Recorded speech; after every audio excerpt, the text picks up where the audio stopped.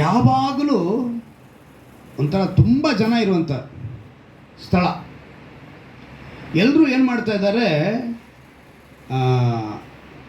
ಆ ಜನ ಬಂದವರೆಲ್ಲ ಏನಂತ ಹೇಳ್ತಿದ್ದಾರೆ ಅಂತ ಹೇಳಿದ್ರೆ, ಈ ಹೋಟೆಲ್ ರುಚಿನೇ ಬೇರೆ, ಈ ಹೋಟೆಲ್ಲು ರುಚಿನೇ ಬೇರೆ, ನಮ್ಮ ಆರೋಗ್ಯನೂ ಕೆಟ್ಟೋಗಲ್ಲ ಅಂತ ಮಾತುಗಳು ಹೇಳ್ತಾ ಯಾವಾಗಲೂ ಏನು ಮಾಡ್ತಾ ಇದ್ದಾರೆ, ಜನಜಂಗುಳಿ ಅಲ್ಲಿದೆ. ಆ ಜನಜಂಗುಳಿ, ಆ ಜನ ಇರೋ ಮಧ್ಯದಲ್ಲಿ ಏನಾಗ್ತಿದೆ ಅಂತೇಳಿ ನೋಡಿದ್ರೆ ಒಂದು ವಿಷಯ ಮುಖ್ಯವಾಗಿ ನಾವು ಗಮನಿಸಬೇಕಾಗಿರೋದು ಏನಂತ ಹೇಳಿದ್ರೆ, ಅಲ್ಲಿ ಒಬ್ಬ ವ್ಯಕ್ತಿ ದಿವಸ ಬಂದು ಏನು ಮಾಡ್ತಾನೆ ಅಂತ ಹೇಳಿದ್ರೆ,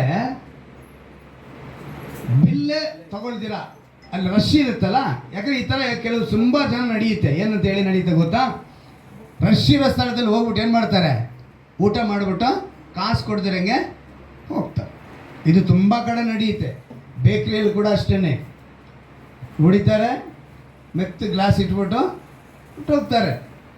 ಆ ರೀತಿಯಾಗಿ ಒಬ್ಬ ವ್ಯಕ್ತಿ ದಿವಸ ಬರೋದು, ರಶ್ ಆಗಿರೋ ಬರೋದು, ತಿನ್ನೋದು, ಹೋಗೋದು, ಇದನ್ನು ಡೈಲಿ ಬರೋ ಒಬ್ಬ ವ್ಯಕ್ತಿ ಗಮನಿಸ್ಬಿಟ್ಟಿದ್ದಾನೆ.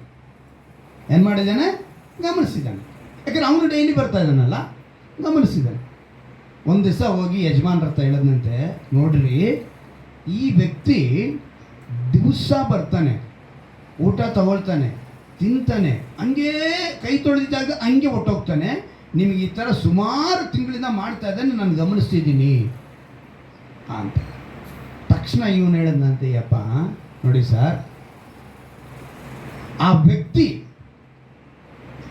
ಏನು ಮಾಡ್ತಾ ಇದ್ದಾನೆ ಅಂತೇಳಿ ನಾನು ಯೋಚನೆ ಮಾಡ್ತಿದ್ದೀನಿ ಅಂತ ಹೇಳಿದ್ರೆ, ಅವನು ಏನು ಕೇಳಿರ್ಬೋದು ಅಂದರೆ, ಆ ದಿವಸ ಕಾಸು ಕೊಡ್ದಿರ ತಿಂದ್ಬಿಟ್ಟು ಹೋಗೋಂಥ ವ್ಯಕ್ತಿ, ದೇವರೇ ಇವತ್ತು ಆ ಹೋಟ್ಲಲ್ಲಿ ನಿನ್ನೆಗಿಂತ ಇವತ್ತು ಜನ ಇರಬೇಕು, ಆ ಜನದ ಮಧ್ಯದಲ್ಲಿ ನಾನೇನು ಮಾಡಬೇಕು, ಆ ಓನರ್ ಗೊತ್ತಿಲ್ದಂಗೆ ಊಟ ಮಾಡಿಬಿಟ್ಟು ಹೋಗ್ಬಿಡ್ಬೇಕು, ನನ್ನ ಹೊಟ್ಟೆ ತುಂಬಿಸು ಅಂತ ಡೈಲಿ ಕೇಳ್ಬಿಟ್ಟು ಬರ್ತಾನೆ. ಏನಂತೆ, ಡೈಲಿ ಅವನು, ದೇವರು ಅವನ ಪ್ರಾರ್ಥನೆ ಕೇಳಿ ನನಗೆ ಡೈಲಿ ಏನು ಮಾಡ್ತಿದ್ದಾರೆ, ಬಿಸ್ನೆಸ್ಸು ಚೆನ್ನಾಗೇ ನಡೀತಾ ಇದೆ. ಅವನು ಗೊತ್ತಿಲ್ಲದೆ ನನಗೋಸ್ಕರ ಪ್ರಾರ್ಥನೆ ಮಾಡ್ತಿದ್ದಾನೆ, ನಾನು ಗೊತ್ತಿದ್ದು ಅವನು ಬಿಡ್ತಾ ಇದ್ದೀನಿ. ಹಲ್ಲೆಲೂಯ. ಅವನಿಂದ ನನಗೇನಾಗ್ತಿದೆ, ಬಿಸ್ನೆಸ್ಸು ಅಲ್ವಾ. ನಾವು ಕೂಡ ಇವಾಗ ನಮ್ಮ ಸುತ್ತಲೂ ಹೇಗಿದ್ದಾರೆ ಅಂತ ಗೊತ್ತಿಲ್ಲ, ಅದು ನಾವೇನು ಮಾಡಬೇಕು, ಒಳ್ಳೆಯದನ್ನು ಬಯಸಬೇಕು, ಒಳ್ಳೆಯದಕ್ಕೋಸ್ಕರ ನಾವು ಕಾಯ್ತಾ ಇರಬೇಕು. ಇನ್ನೊಂದು ವಿಷಯ, ಇವತ್ತಿನ ದಿವಸದಲ್ಲಿ ದೇವರು ನಿಮ್ಮೊಂದಿಗೆ ಮಾತನಾಡಬೇಕು. ನಮಗೆಲ್ಲರಿಗೂ ಗೊತ್ತಿರುವಂಥ ವಿಷಯ, ಸಬ್ಜೆಕ್ಟು, ಆದರೆ ಅದರಲ್ಲಿ ಬಹಳ ವಿಧವಾದ ರಹಸ್ಯಗಳ ಒಳಗಡೆ ಇದೆ. ಆ ರಹಸ್ಯಗಳನ್ನು ನಿಮಗೆ ತಿಳಿಯಪಡಿಸೋದಕ್ಕೋಸ್ಕರನೇ. ಹಾಗಾದರೆ ಕೆಲವು ಸಮಯ ನಾವು ಗ್ರಹಿಸಲ್ವಂತೆ ಒಂದು ವಿಷಯನ. ಗ್ರಹಿಸೋದು ಏನು ಅರ್ಥ ಆಯ್ತಾ, ಗ್ರಹಿಸುವುದು. ನಮಗೆಲ್ರಿಗೂ ನೋಹ ಸ್ಟೋರಿ ಗೊತ್ತು ಅಲ್ವಾ. ಏನಂತ ಹೇಳ್ತೀವಿ, ನೋಹ ಅಂದರೆ ದೇವರು ಅವ್ನಿಗೆ ಹೇಳಿದ್ರು, ಅವನೊಬ್ಬ ನೀತಿವಂತನಾಗಿದ್ದ, ನಾವೇ ಕಟ್ಟಿದ, ಪ್ರಾಣಿ ಪಕ್ಷಿ ಎಲ್ಲ ಬಂತು, ಜಲಪ್ರಳಯ ಬಂತು, ಮುಗೀತು, ಅವನ ಕುಟುಂಬ ಹೋದ್ರು, ಅಷ್ಟೇ ತಾನೇ. ಬೇರೆನಾದ್ರು ಹೇಳೋಕ್ಕೆ ನಿಮಗೆ ಗೊತ್ತಿದೆ, ಯಾರಾದರೂ ಏನೋ ನನಗೆ ಗೊತ್ತಿದೆ ಅಂತ ಒಂದು ಪಾಯಿಂಟ್ ಹೇಳಿದ್ರೆ ನಾನು ಮತ್ತೆ ಮಾತನಾಡ್ತೀನಿ. ಏನಾರು ಇದೆಯಾ ಅದರಲ್ಲಿ? ಈಗ ಹೇಳಿದ ಸ್ಟೋರಿ ನಮಗೆಲ್ಲರಿಗೂ ಗೊತ್ತಿದೆ ಅಲ್ವಾ. ಆದರೆ ಅದರೊಳಗಡೆ ಒಂದು ದೊಡ್ಡ ವಿಷಯ ಅಡಗಿದೆಯಂತೆ. 100 ವರ್ಷದ ಪ್ರಾಜೆಕ್ಟ್ ಅದರೊಳಗಿದೆ. ಹಲ್ಲೆಲೂಯ. ಇವತ್ತಿನ ಅಂಶನೇ ಅದೇ, ಟಾಪಿಕ್ಕೇ ಅದೇ, 100 ವರ್ಷಗಳ ಯೋಜನೆ, 100 years ಪ್ರಾಜೆಕ್ಟ್. ಇದು ಯಾವುದಿದು? 100 years ಪ್ರಾಜೆಕ್ಟು. ಆದಿಕಾಂಡದಲ್ಲಿ ನಾವು ನೋಡ್ತೀವಿ, ಒಂದು ದೊಡ್ಡ ಚರಿತ್ರೆ ಇದು. ಅಂದರೆ ದೇವರ ನ್ಯಾಯ ತೀರ್ಪು ಭೂಮಿ ಮೇಲೆ ಬಂದಾಗ, ದೇವರು ಈ ಮನುಷ್ಯರನ್ನ ಅಳಿಸಿ ಒಂದು ನ್ಯಾಯ ತೀರ್ಪು ಉಂಟು ಮಾಡಬೇಕು ಅಂತ ಬಂದಾಗ ಈ ಒಂದು ಚರಿತ್ರೆ ನಾವು ನೋಡ್ತೀವಿ. ಈ ಲೋಕದ ಮೇಲೆ ದೇವರ ನ್ಯಾಯ ತೀರ್ಪು ಅಂದರೆ ಸತ್ಯವೇದ ಜಲಪ್ರಳಯ ಅಂತ ಹೇಳುತ್ತದೆ. ಮೊದಲನೇದಾಗಿ ಬಂದಂಥ ನ್ಯಾಯ ತೀರ್ಪು ಜಲಪ್ರಳಯ. ಆ ಸಂದರ್ಭದಲ್ಲಿ ಎಷ್ಟೋ ಕುಟುಂಬಗಳಿದ್ವು ಅಲ್ವಾ. ಆದರೆ ದೇವರ ಲೆಕ್ಕದಲ್ಲಿ ಒಬ್ಬನೇ. ಹಲ್ಲೆಲೂಯ. ನೀವು ಯಾರನ್ನ ಕೇಳಿದ್ರೆ ಜಲಪ್ರಳಯದಲ್ಲಿ ದೇವರ ಲೆಕ್ಕದಲ್ಲಿ ಎಷ್ಟು ಕುಟುಂಬ ಅಂತ ಹೇಳಿದ್ರೆ ಎಷ್ಟು ಹೇಳ್ತೀರಾ? ಒಬ್ಬನೇ ಅಂತ ಹೇಳ್ಬೇಕು. ಹಲ್ಲೆಲೂಯ. ಮಿಕ್ಕಿದವರೆಲ್ಲ ದೇವ್ರ ಲೆಕ್ಕಕ್ಕೆ ಬರಲ್ಲ. ಎರಡನೇ ಬರೋಣದಲ್ಲಿ ಕೂಡ ಅಷ್ಟೇ. ದೇವರ ಲೆಕ್ಕದಲ್ಲಿ ಎಷ್ಟು ಕುಟುಂಬಗಳಿರ್ತಾವೋ ಅಷ್ಟೇ, ಮಿಕ್ಕದವ್ರು ಯಾರು ಲೆಕ್ಕಕ್ಕೆ ಬರಲ್ಲ. ಅಂದು ಆ ಜಲಪ್ರಳಯ ಬಂದಾಗ ಆ ಸಮಯದಲ್ಲಿ ನೋಹನ ಕುಟುಂಬವು ಮಾತ್ರ ನೀತಿವಂತ ಕುಟುಂಬಕ್ಕೆ ಸೇರಿದವರಾಗಿದ್ದರು ಅಲ್ವಾ? ಇದನ್ನು ನಾವು ತಿಳಿದಿದ್ದೀವಿ. ಈಗ ಇದರೊಳಗಡೆ ಅನೇಕ ವಿಚಾರಗಳಿದೆ. ಇದರೊಳಗಡೆ ಏನಿದೆ? ಅನೇಕ ವಿಚಾರಗಳಿದೆ. ತೆಗೆದುಕೊಳ್ಳೋಣ ಆದಿಕಾಂಡ 6ನೇ ಅಧ್ಯಾಯ ತೆಗೆದುಕೊಳ್ಳಿ, ಅದರಲ್ಲೇ ಇವತ್ತು ಜಾಸ್ತಿ ವಾಕ್ಯ ಇರುತ್ತೆ. ಆದಿಕಾಂಡ 6ನೇ ಅಧ್ಯಾಯನ ತೆಗೆದುಕೊಳ್ಳೋಣ. ಜಾಸ್ತಿ ವಾಕ್ಯ ಏನಿಲ್ಲ, ಅದರಲ್ಲಿರೋದೇ 2-3 ವಾಕ್ಯಗಳ ಪಾಯಿಂಟು. 6ನೇ ಅಧ್ಯಾಯದಲ್ಲಿ ಇಟ್ಕೊಳ್ಳಿ, ನಾನು ಓದ್ತೀನಿ ಕೇಳಿ. 5ನೇ ವಾಕ್ಯದಿಂದ ಓದ್ತೀನಿ ಕೇಳಿ. ಮನುಷ್ಯರ ಕೆಟ್ಟತನವು ಭೂಮಿಯ ಮೇಲೆ ಹೆಚ್ಚಾಗಿರುವುದನ್ನು, ಅವರು ಹೃದಯದಲ್ಲಿ ಯೋಚಿಸುವುದೆಲ್ಲವೂ ಯಾವಾಗಲೂ ಬರೀ ಕೆಟ್ಟದಾಗಿರುವುದನ್ನು ಯೆಹೋವನು ನೋಡಿ ತಾನು ಭೂಮಿಯ ಮೇಲೆ ಮನುಷ್ಯರನ್ನು ಉಂಟು ಮಾಡೋದಕ್ಕೆ ಪಶ್ಚಾತ್ತಾಪ ಪಟ್ಟು ತನ್ನ ಹೃದಯದಲ್ಲಿ ನೊಂದುಕೊಂಡನು. ದೇವರು ನೊಂದುಕೊಂಡು ಮನುಷ್ಯರನ್ನು ಮಾಡಿರುವಂಥ ಕೆಲಸಗಳನ್ನ ನೋಡಿ ಅವ್ರು ನೊಂದುಕೊಂಡು ಅವ್ರು ಹೇಳ್ತಿದ್ದಾರೆ, ನಾನು ಸೃಷ್ಟಿಸಿದ ಮನುಷ್ಯ ಜಾತಿಯನ್ನು ಭೂಮಿಯ ಮೇಲಿನಿಂದ ಅಳಿಸಿ ಬಿಡುವೆನು, ಅದನ್ನು ಉಂಟು ಮಾಡಿದ್ದಕ್ಕೆ ನನ್ನಲ್ಲಿ ಪಶ್ಚಾತ್ತಾಪ ಹುಟ್ಟಿತು, ಮನುಷ್ಯರೊಂದಿಗೆ ಸಕಲ ಕ್ರಿಮಿ ಪಕ್ಷಿಗಳನ್ನು ಅಳಿಸಿಬಿಡುವೆ. ನೋಡಿ, ಮನುಷ್ಯರೊಂದಿಗೆ ಯಾರು ಸೇರ್ಕೊಂಡ್ರು? ದೇವರು ಉಂಟು ಮಾಡಿದ ಸರ್ವವೂ ಏನಾಗೋಯ್ತು? ನಾಶವಾಗೋಯ್ತು. ಒಂದು ಮಾತ್ರ ನಾಶ ಆಗಿಲ್ಲ. ಯಾವುದು ಗೊತ್ತಾ? ಯಾವುದು? ಇಲ್ಲಿ ಎಲ್ಲ ಬರೆಸಿದ್ದಾರೆ: ಕ್ರಿಮಿ, ಪಕ್ಷಿ, ಸಕಲ ಮೃಗ. ಆದರೆ ನೀರಿನಲ್ಲಿರುವಂಥ ಯಾವುದೂ ಕೂಡ ಸಾಯಲಿಲ್ಲ. ಜ್ಞಾಪಕದಲ್ಲಿ, ಯಾಕಂದರೆ ಬಂದಿದ್ದಂಥ ಜಲಪ್ರಳಯ ಅದರಲ್ಲಿ ನೀರಿನಲ್ಲಿ ವಾಸ ಮಾಡುವಂಥ ಯಾವುದೇ ತಿಮಿಂಗಲ, ಮೀನು ಕೂಡ ಯಾವುದು ಸಾಯಲಿಲ್ಲ. ಅವೆಲ್ಲ ಜೀವಂತವಾಗಿಯೇ ಇದ್ದು. ಮಿಕ್ಕಿದೆಲ್ಲವನ್ನೂ ಕೂಡ ದೇವರೇನು ಮಾಡಿದ್ರು? ಎಲ್ಲವೂ ಆಕಾಶ ಮೇಲೆ ಇದ್ದಂಥವು ಕೂಡ, ಭೂಮಿ ಮೇಲೆ ಇದ್ದದ್ದು, ಆಕಾಶದಲ್ಲಿ ಇದ್ದದ್ದು ಎಲ್ಲವನ್ನೂ ಕೂಡ ಏನಾಗೋಯ್ತು? ಅಳಿಸಾಕಾಯ್ತು. ಅಳಿಸಿದಾಗ ಇಲ್ಲಿ ಗಮನಿಸಬೇಕಾಗಿದ್ದು, ಇಲ್ಲಿ 11ನೇ ವಾಕ್ಯ ನೋಡಿ ಅಂತ ಹೇಳುತ್ತೆ ನೋಡಿ. ಭೂಲೋಕದವರು ದೇವರ ದೃಷ್ಟಿಗೆ ಕೆಟ್ಟು ಹೋಗಿದ್ದರು. ಏನಾಗಿದ್ರಂತೆ? ಕೆಟ್ಟು ಹೋಗಿದ್ರು. ಕೆಟ್ಟು ಹೋಗಿರೋದ್ರಿಂದ ಅನ್ಯಾಯವು ಲೋಕವನ್ನು ತುಂಬಿಕೊಂಡಿತ್ತು. ದೇವರು ಲೋಕವನ್ನು ನೋಡಿದಾಗ ಅದು ಕೆಟ್ಟು ಹೋಗಿತ್ತು. ಭೂನಿವಾಸಿಗಳೆಲ್ಲರೂ ತಮ್ಮ ನಡವಳಿಕೆಯನ್ನು ಕೆಡಿಸಿಕೊಂಡಿದ್ದರು. ನಡವಳಿಕೆಯನ್ನು ಕೂಡ ಅವ್ರೇನು ಮಾಡಿಸ್ಕೊಂಡಿದ್ದಾರೆ? ಕೆಡಿಸ್ಕೊಂಡಿದ್ದಾರೆ. ಈಗ ದೇವರಿಗೆ ಕೋಪ ಬಂದು ಏನು ಮಾಡ್ತಿದ್ದಾರೆ? ಇದನ್ನು ಅಳಿಸಾಕಬೇಕು. ಸರಿ, ದೇವರು ತೀರ್ಮಾನ ಆಗೋಯ್ತು. ಆದರೆ ಈ ತೀರ್ಮಾನದಲ್ಲಿ ದೇವರು ಮಾಡಿದಂಥ ಕೆಲಸ ಏನು ಅಂತ ಹೇಳಿದ್ರೆ, ನೀವು ಗಮನಿಸಬೇಕಾಗಿರೋದು ಏನು ಅಂತ ಹೇಳಿದ್ರೆ, 7ನೇ ಅಧ್ಯಾಯದಲ್ಲಿ ನಾವು ಗಮನಿಸ್ತೀವಿ. 1ನೇ ವಾಕ್ಯದಲ್ಲಿ, ಆಗ ಯೆಹೋವನು ನೋಹನಿಗೆ, ನೀನು ನಿನ್ನ ಮನೆಯವರು ನಾವಿಯಲ್ಲಿ ಸೇರಿರಿ, ಈಗಿನವರಲ್ಲಿ ನೀನೊಬ್ಬನೇ ನನ್ನ ಮುಂದೆ ನೀತಿವಂತನಾಗಿ ನಡೆಯುವುದನ್ನು ನೋಡಿದ್ದೇನೆ. ಏನಂತ ಹೇಳ್ತಿದ್ದಾನೆ? ನೀನೊಬ್ಬನೇ ನೀತಿವಂತನಾಗಿ ನಡೆಯೋದನ್ನು ನೋಡ್ತಿದ್ದೇನೆ. ಇದು ಮಾತನ್ನು ಹೇಳಾಯ್ತು. ದೇವರು ಹೇಳಿದ ಮೇಲೆ ವಿಷಯ ತಿಳಿದಂಥ ಈ ನೋಹ, ಈಗ ದೇವರು ಚೆನ್ನಾಗಿ ಗಮನಿಸ್ಕೋಬೇಕು ನೀವು. ಇದೆ ಈ ವಿಷಯ ಯಾರಿಗೆ ಬಂದಿದ್ದು? ನೋಹನಿಗೆ ಅಲ್ವಾ? ನೋಹನಿಗೆ ಮಾತ್ರ ದೇವರು ಒಂದು ನ್ಯೂಸ್ ಕೊಟ್ಟರು, ಇನ್ಫಾರ್ಮೇಷನ್ ಕೊಟ್ಟರು ಅಂತ ಇಟ್ಕೊಳ್ಳಿ. ಒಂದು ನ್ಯೂಸ್ ಬಂತು ಅಂತ ಇಟ್ಕೊಳ್ಳಿ. ನ್ಯೂಸ್ ಬಂದಿದೆ ಯಾರ ಹತ್ರ? ನೋಹನ ಹತ್ರ. ಈಗ ನೋಹ ಏನು ಮಾಡ್ದ ಅನ್ನೋದೇ ಇವತ್ತಿನ ಸಾರಾಂಶ. ಈ ನೋಹ ಏನು ಮಾಡ್ತಾನೆ? ಈಗ ವಿಷಯ ತಿಳಿದಂಥ ವ್ಯಕ್ತಿ ಸೀದಾ ಬಂದು ಯಾರನ್ನ ಒಪ್ಪಿಸ್ಬೇಕಿತ್ತು? ಮೊದಲನೇದಾಗಿ ಯಾರನ್ನ ಒಪ್ಪಿಸ್ಬೇಕಿತ್ತು? ಈಗ ನೋಹ ಮನೆಗೆ ಬಂದರೆ ಯಾರು ಇರ್ತಾರೆ? ಅವನ ಹೆಂಡತಿ ಹತ್ರ ಬಂದು ಅವನೇನು ಮಾಡಬೇಕಿತ್ತು? ದೇವ್ರು ಹಿಂಗೆ ಹೇಳಿದ್ದಾರೆ, ಒಂದು ವಿಷಯ ತಿಳಿಸಿದ್ದಾರೆ, ನಮ್ಮ ಆಸ್ತಿ ಎಲ್ಲ ಕೊಚ್ಕೊಂಡು ಹೋಗ್ತೈತಂತೆ, ನಾವು ಮಾಡಿದ ಜಮೀನೆಲ್ಲ ಕೊಚ್ಕೊಂಡು ಹೋಗ್ತೈತಂತೆ, ನಾವು ಸೇರಿಸಿದಂಥ ಒಂಟೆ ಕುಂಟೆ ಏನೇನಿದೆ ಕುರಿ ಮೇಕೆ ಎಲ್ಲ ಹೋಗ್ಬಿಡುತ್ತಂತಮ್ಮ ಹೇಳಿರಲ್ವಾ? ಆಗ ನೋಹನ ಹೆಂಡತಿ ಏನು ಮಾಡಿರ್ಬೇಕು ಅಲ್ವಾ? ಇಲ್ಲಿ ಪಾತ್ರ ಎಂತಹ ಪಾತ್ರ ಅಂತ ಹೇಳಿದ್ರೆ, ನೋಹನ ಪತ್ನಿಯ ಪಾತ್ರ, ನೋಹನ ಹೆಂಡತಿಯ ಪಾತ್ರ. ಇಲ್ಲಿ ಗಮನಿಸಬೇಕು. ನೋಹ ಹಂಗ ದೇವರ ಹತ್ರ ಮಾತು ಕೇಳಿದ ತಕ್ಷಣ ಸೀದಾ ಮನೆಗೆ ಬರ್ತಾನೆ. ಬಂದು ಹೇಳ್ತಿದ್ದಾನೆ, ದೇವ್ರು ಹೇಳ್ಬಿಟ್ಟಿದ್ದಾರಪ್ಪ, ನಾವು ಏನು ಮಾಡಬೇಕು ಅಂದರೆ ನಾವೇ ಕಟ್ಟಬೇಕು. ಏನು ಕಟ್ಟಬೇಕು? ನಾವೇ ಕಟ್ಟಬೇಕು. ನಾವೇ ಕಟ್ಟಿದೆ ಅಂದು ಹೇಳಿದ ತಕ್ಷಣ ನಿಮ್ಗೆ ಅನಿಸ್ಬೋದು, ಬ್ರದರ್ ಇದೆಲ್ಲ ಗೊತ್ತಿರೋ ವಿಷಯನ ಯಾಕೆ ಇದನ್ನೇ ಒತ್ತಿ ಒತ್ತಿ ಹೇಳ್ತಾ ಇದ್ದೀರಾ ಅಂತ ನಿಮ್ಗೆ ಅನಿಸುತ್ತೆ. ಆದರೆ ಇವತ್ತು ಗಮನಿಸಬೇಕಾಗಿದ್ದು ಸತ್ಯವೇದದಲ್ಲಿ ಇನ್ನೊಂದು ಕಡೆ ಒಂದು ಮಾತನ್ನು ಬರೆಯಿದೆ. 1 ಪೇತ್ರ 3ನೇ ಅಧ್ಯಾಯದಲ್ಲಿ 19ನೇ ವಾಕ್ಯದಲ್ಲಿ, 1 ಪೇತ್ರನಿಗೆ ಬರೆದ ಪತ್ರಿಕೆ 3ನೇ ಅಧ್ಯಾಯದ 19ನೇ ವಾಕ್ಯದಲ್ಲಿ ನೋಡ್ತೀವಿ, ಆತನು ಆತ್ಮರೂಪನಾಗಿ ಸೆರೆಯಲ್ಲಿದ್ದ ಆತ್ಮಗಳ ಬಳಿಗೆ, ಏನಂತೆ 1 ಪೇತ್ರ 3ನೇ ಅಧ್ಯಾಯ 19-20ನೇ ವಾಕ್ಯ, ಆತನ ಆತ್ಮರೂಪನಾಗಿ ಸೆರೆಯಲ್ಲಿದ್ದ ಆತ್ಮಗಳ ಬಳಿಗೆ, ಅಂದರೆ ಪೂರ್ವ ಕಾಲದಲ್ಲಿ ನೋಹನು ನಾವೇನು ಕಟ್ಟಿಸುತ್ತಿರಲು, ಏನಂತೆ ಕಟ್ಟಿಸುತ್ತಿರಲು, ಕಟ್ಟಿಸ್ತಾ ಇದ್ದ, ಅಂದರೆ ಆ ಸಮಯದಲ್ಲಿ ಕಂಟಿನ್ಯೂಸ್, ಆ ಸಮಯದಲ್ಲಿ ಅವನು ಕಟ್ತಾ ಇದ್ದಾನೆ. ಕಟ್ತಾ ಇರಬೇಕಿದ್ರೆ ಅಲ್ಲಿ ಏನಂತ ಬರೆಯಲ್ಪಟ್ಟಿದೆ, ದೇವರು ದೀರ್ಘ ಶಾಂತಿಯಿಂದ, ನಾವೇ ಕಟ್ತಾ ಇರೋದು ನೋಹ, ದೇವರು ಏನು ಮಾಡ್ತಾ ಇದ್ದಾರೆ, ದೀರ್ಘ ಶಾಂತಿಯಿಂದ ಕುಳಿತು ಅವ್ರು ಹೇಳ್ತಿದ್ದಾರೆ, ದೀರ್ಘ ಶಾಂತಿಯಿಂದ ಕಾದಿದ್ದಾಗ ಆತನಿಗೆ, ಅಂದರೆ ದೇವರಿಗೆ ಅವಿಧೇಯರಾಗಿದ್ದವರ ಬಳಿಗೆ ಹೋಗಿ ಸುವಾರ್ತೆಯನ್ನ ಸಾರಿದನು. ಏನು ಸಾರಿದ್ನಂತೆ? ಈ ಮಾತನ್ನು ತುಂಬ ಜನ ಏನು ಅನ್ಕೊಳ್ತಾರೆ ಗೊತ್ತಾ? ಸೆರೆಯಲ್ಲಿದ್ದವರು ಅಂತ ಹೇಳಿದ್ರೆ ಸೆರೆಮನೆಗಿದ್ದವರಲ್ಲ, ಯಾರು ಪಾಪವೆಂಬ ಸೆರೆಯಲ್ಲಿ ಬಿದ್ದವರು.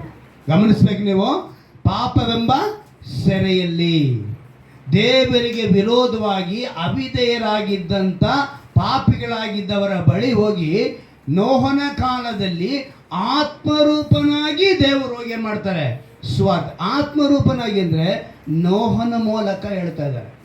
ನೋಹನ ಒಳಗಡೆ ಆತ್ಮನು ಹೋಗಿ ಅವ್ರು ಹೇಳ್ತಿದ್ದಾರೆ, ದೇವರು ಪ್ರಪಂಚವನ್ನು ಅಳಿಸ್ತಾರೆ ಅಂತ ಹೇಳುವಾಗ, ಸೆರೆಯಲ್ಲಿದ್ದ ಆತ್ಮಗಳಂದಿದ ತಕ್ಷಣ ಹೋಗಿ ಎಲ್ಲ ಯಾವುದೋ ಜೈಲಿಗೆ ಹೋದ್ರು ಅಂತೀವಿ. ಜೈಲಿಗೆಲ್ಲ ಹೋಗಿದ್ದು ದೇವರು.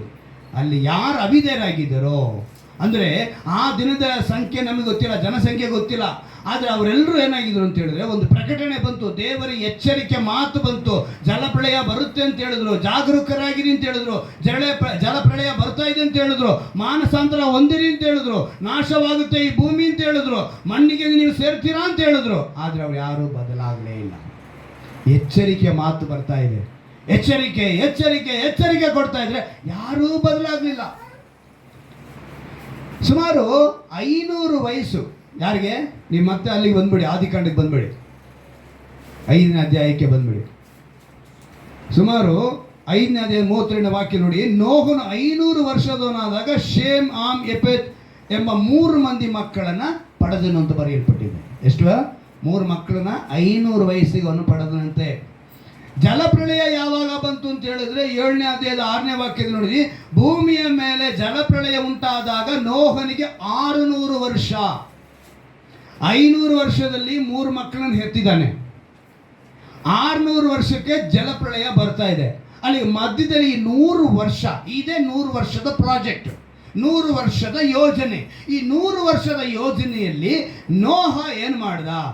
ಮೊದಲನೇದಾಗಿ ಅವನು ಬಂದು, ಈಗ ನೋಡ್ಕೊಳ್ಳಿ, ಅವನು ಹೇಳೋವಾಗ ಎಷ್ಟು ಸಾರಿ ಅಂದರೆ, ಈ 10 ವರ್ಷ ಆಯಿತು, 10 ವರ್ಷ ಆಗಿದ್ದ ತಕ್ಷಣ ಅಲ್ಲಿರೋ ಜನ 10 ವರ್ಷದಿಂದ ಹೇಳ್ತಾ ಇದೆಯಲ್ಲೋ ಮಳೆ ಬರುತ್ತೆ, ಜಲಪ್ರಳಯ ಬರುತ್ತೆ ಅಂತ.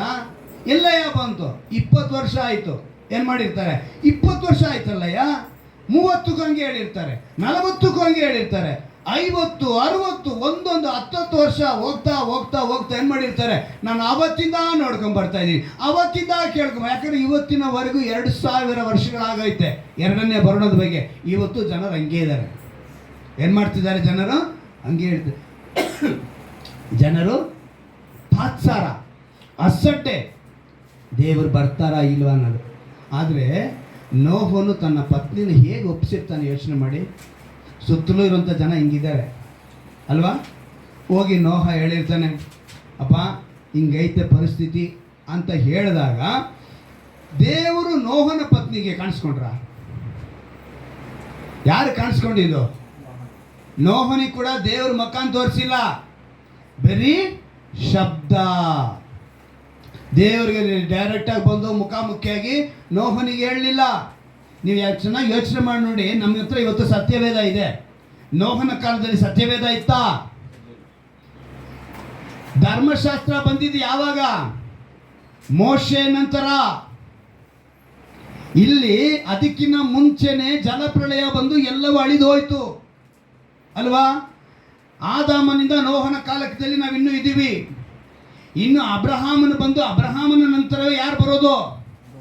ಮೋಶೆ ಎಲ್ಲ ಬರೋದು. ಮೋಶೆನೇ ಧರ್ಮಶಾಸ್ತ್ರ ಬರೆದಿದ್ದು. ಅವಾಗ ನೋಹನ ಕೈಯಲ್ಲಿ ಏನಿಲ್ಲ, ಯಾವುದೇ ಧರ್ಮಶಾಸ್ತ್ರ ಇಲ್ಲ. ಇವತ್ತು ನಿನ್ನ ನನ್ನ ಕೈಯಲ್ಲಿ ಏನಿದೆ? ಸತ್ಯವೇದ ಇದೆ, ಧರ್ಮಶಾಸ್ತ್ರ ಇದೆ. ದೇವರ ಎಚ್ಚರಿಕೆ ಮಾತನ್ನು ಕೊಡ್ತಾ ಇದ್ದಾರೆ, ಆದರೆ ನಾವು ಬದಲಾಗ್ತಾ ಇಲ್ಲ. ಅವತ್ತು ನೋಹನ ಕೈಯಲ್ಲಿ ಏನು ಇಲ್ದಿರುವಾಗ ಒಂದು ಶಬ್ದನ ಕೇಳ್ದ, ಶಬ್ದ ಕೇಳಿ ವಿಧೇಯನಾದ. ಆ ಶಬ್ದಕ್ಕೆ ವಿಧೇಯನಾದಂಥ ನೋಹ ತನ್ನ ಪತ್ನಿಗೆ ಹೇಳ್ತಾ ಇದ್ದಾನೆ. ಹೇಳಿದ ನಂತರ ನೋಡಿ, ಆ ಮಾತನ್ನ ನೋಡಿ, ಆಕೆ ಯಾರ ಮಾತನ್ನು ನಂಬಬೇಕು? ಈಗ ಗಂಡ ಹೇಳ್ತಿದ್ದಾನೆ, ದೇವ್ರಿಂಗೆ ಹೇಳಿದ್ರು ಅಂತ.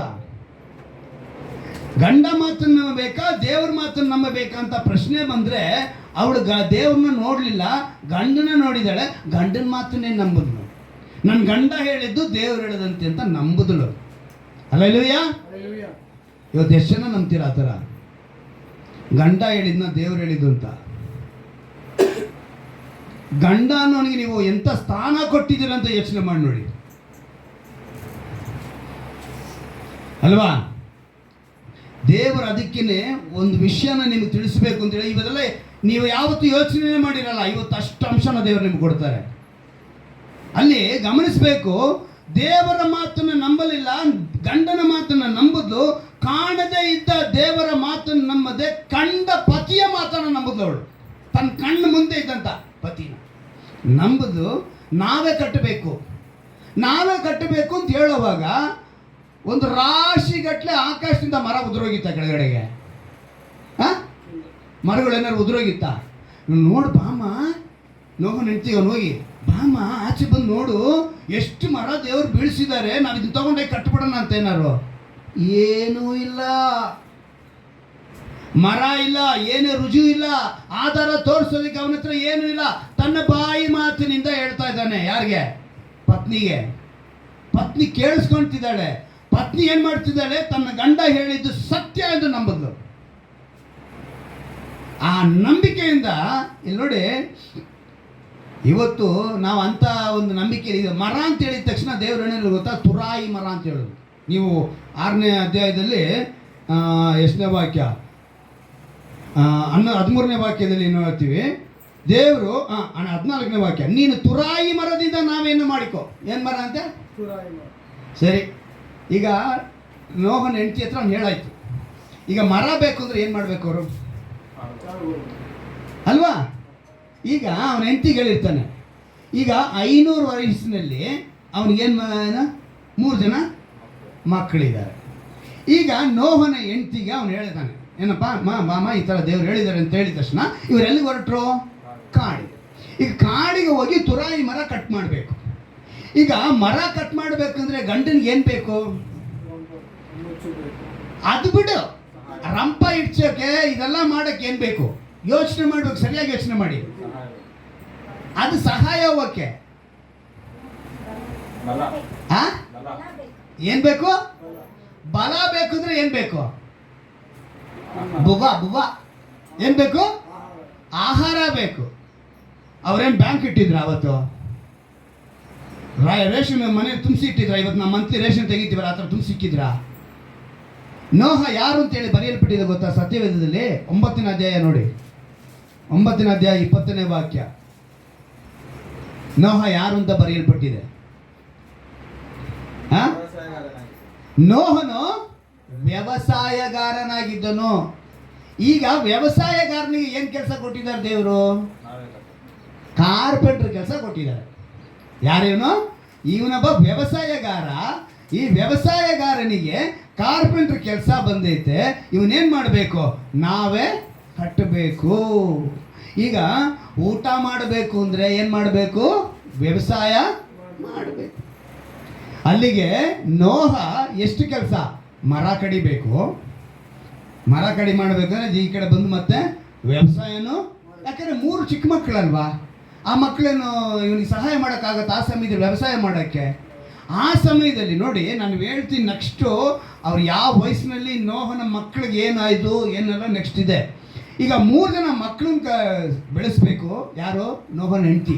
3 ಮಕ್ಕಳನ್ನು ನೋಡ್ಕೋಬೇಕು. ಗಂಡನಿಗೆ ಏನು ಮಾಡಬೇಕು? ಅಡುಗೆನೂ ಮಾಡಬೇಕು. ಜೊತೆಗೆ ಹೋಗಿ ಮರ ಕಡಿಯಕ್ಕೆ ಹೋಗಬೇಕು. ಮತ್ತೆ ಬಂದು ಮರ ಕಡ್ಕೊಂಡು ಬಂದ ಮೇಲೆ ಜೊತೆಗೆ ಏನು ಮಾಡಬೇಕು? ಹೆಲ್ಪರ್ ಆಗಿ ನಿಂತ್ಕೊಳ್ಬೇಕು. ನಿಜವಾಗಲೂ ನೋಹನ ಹೆಂಡತಿ ಗ್ರೇಟ್ ಅಲ್ವಾ? ಹಲ್ಲೆಲೂಯ. ಅಲ್ಲಿಂದ ಅವರು ಅಂದರೆ ನೋಹನ ಪತ್ನಿ. ಈಗ ನೀವು ಯೋಬನ ಪತ್ನಿನ ನೋಡಿ, ಏನು ಹೇಳ್ತಾಳೆ ಗೊತ್ತಾ? ಇಷ್ಟಾದರೂ ಇನ್ನೂ ಬದುಕಿದ್ಯಾ, ದೇವ್ರನ್ನ ದೂಷಿ ನೀನು ಸಾಯಬಾರ್ದು ಅಂತ ಹೇಳ್ತಾಳೆ. ಯಾರು? ಯೋಬನ ಹೆಂಡತಿ. ಆದರೆ ನೋಹನ ಹೆಂಡತಿ ತುಟಿಕ್ ಪಿಟಿಕ್ ಅಂದಿಲ್ಲ. ಹೇಳಿದ ತಕ್ಷಣ 3 ಮಕ್ಕಳಿಗೆ ಅಡುಗೆ ಮಾಡಬೇಕು, ತನ್ನ ಗಂಡನಿಗೆ ಅಡುಗೆ ಮಾಡಬೇಕು, ಸೌದೆ ಮರ ಕಡಿಯೋಕೆ ಕಾಡಿಗೆ ಹೋಗಬೇಕು, ಪ್ಲಸ್ ವ್ಯವಸಾಯ ಮಾಡಬೇಕು, ಜೊತೆಗೆ ನಾವೇ ಕಟ್ಟೋದಕ್ಕೂ ಸಹಾಯ ಮಾಡಬೇಕು.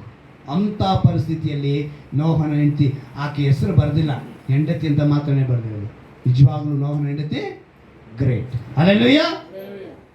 ಆಕೆ ಈಗ ಒಂದು ವಿಷಯ ಹೇಳ್ತೀನಿ. ನಮ್ಮ ಮೂರ್ತಿ ಸೀದಾ ಮನೆಗೆ ಹೋಗಿ ದೀಪಾಗಿ ಹೇಳ್ತಾನೆ, ಅಮ್ಮ ದೇವರಿಗೆ ಹೇಳಿದ್ದಾರೆ ನಾವೇ ಕಟ್ಟೋಣ ಅಂತ ಅಂದಂಗೆ ಇಟ್ಕೊಳ್ಳೋಣ. ದೀಪ ಏನು ಹೇಳ್ಬೋದು? ಬರಲ್ಲ ಅಂತ ಹೇಳೋದಕ್ಕಿಂತ ಏನು ಹೇಳ್ತಾಳೆ ಯೋಚನೆ ಮಾಡು. ನಮ್ಮ ಬ್ರದರು, ನಮ್ಮ ಅಂಕಲ್ ಮೊದಲೇ ನಮ್ಗೆ ಹೇಳಿದ್ರು, ಎಲ್ಲ ವಾಕ್ಯ ಕೇಳಿದ್ದೀನಿ. ಈಗ ಎಲ್ಲಿಂದ ಬಂದರೆ ನಿನಗೆ ಮಾತ್ರ ಕಣ್ಣು ಕಾಣಿಸ್ಬಿಟ್ರ ದೇವರು? ಕಂಡಿದ್ದು ನಡಿ, ರೈಟ್ ಹೇಳು ಅಂತಾಳೆ. ಯಾರಿಗೆ? ಮೂರ್ತಿಗೆ ಅಲ್ವಾ? ಮೂರ್ತಿ ಹೇಳಿದ ತಕ್ಷಣ ನಂಬಿಡ್ತಾಳ ದೀಪ? ಅಜ್ವಾರ್ಗೆ, ಅಮ್ಮ ದೇವ್ರ ಕಣ್ಣು ಕಾಣಿಸ್ರಮ್ಮ, ಅಜ್ವಾರದಲ್ಲಿ ನಾವು ಒಂದು ದೊಡ್ಡ ನಾವೇ ಕಟ್ಟಬೇಕಮ್ಮ, ಮೇಲ್ಗಡೆ ಹೆಂಗೂ ಜಮೀನು ತೊಗೊಂಡಿದ್ದೀವಿ ಅಲ್ವೇ ಕಟ್ಬಿಡೋಣಮ್ಮ ಅಂತ ಹೇಳ್ತಾನೆ ಅಂತ ಇಟ್ಕೊಳ್ಳೋಣ. ಎಲ್ಲ ಹುಚ್ಚಿಡ್ಬಿಡೈತೆ ಇವನಿಗೆ ಅಂತ ಇಮಿಡಿಯೇಟಾಗಿ ಅವ್ರ ಅಮ್ಮನಿಗೆ ಫೋನ್ ಮಾಡಿ, ನನ್ನ ಗಂಡಿನ ಹುಚ್ಚಿಡ್ಬಿಟ್ಟೈತೆ, ಏನೇನೋ ಹೇಳ್ತಾವನೆ, ಬೇಗ ಬನ್ನಿ ಅಂತೇಳಿ ಫೋನ್ ಮಾಡಿ ಕರೆಸ್ಬಿಟ್ಟಿರೋರು ಅಲ್ವಾ? ಆದರೆ ನೋಹನ ಹೆಂಡತಿ ಹಂಗೆ ಮಾಡಲಿಲ್ಲ. ಗಂಡ ಹೇಳಿದ ತಕ್ಷಣ ಕೇಳಿಸ್ಕೊಂಡು ಸೀದಾ ಹೋದು.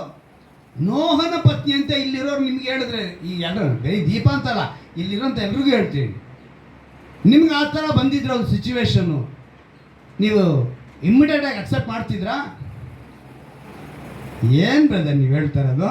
ನಮ್ಮ ಗಂಡಂದಿರ ಲಕ್ಷಣ ನಮಗೆ ಗೊತ್ತಿಲ್ವಾ? ಎಂಥ ನಾಟಕಗಳು, ಎಂಥ ವೇಷಗಳು ನಮ್ಮ ಗಂಡಂದ್ರದ್ದು.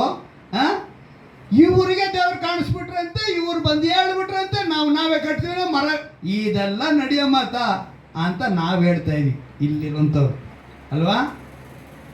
ದೇವರು ಅದಕ್ಕೆ ಎಚ್ಚರಿಕೆ ಪಡಿಸಿ ಇವತ್ತು ಅಷ್ಟು ಈಸಿಯಾಗಿ ನಂಬಿಡ್ತೀವ ನಾವು ನಮ್ಮನ್ನು.